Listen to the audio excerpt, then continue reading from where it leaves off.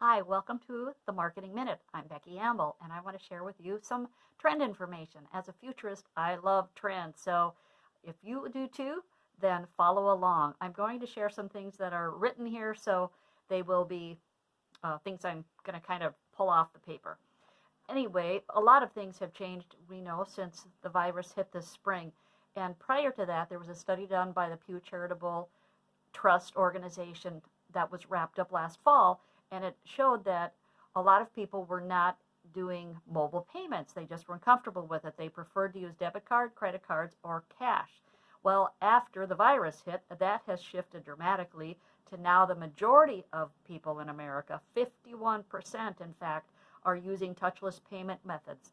And there's a new phrase out, it's called zero is hero. So the trend is to using payment systems that do not require us to touch anything. And as would be expected, the people that are leading the way in this are the younger generations, and more of the mobile payments are used by millennials.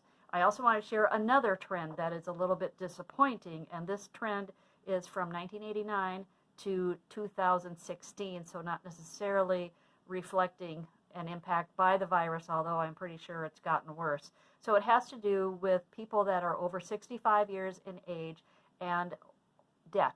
And unfortunately, the debt has gone from 1989 of under 40% to 2016 over 60% of them are in situations where they have debt.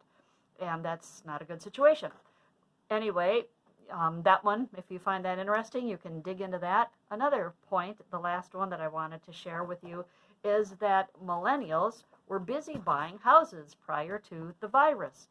And that's interesting because people had said, well, millennials don't want to buy houses, they just want to rent, and they have different priorities. Well, let me tell you, the trends between July 2018 and July 2019, so this wrapped up about a year ago, millennials were the biggest house buying group. Can you believe that? They were 38% of all home buyers, followed by boomers at 33%, and Gen Xers were 23% of all purchases, and then older Americans were 6%.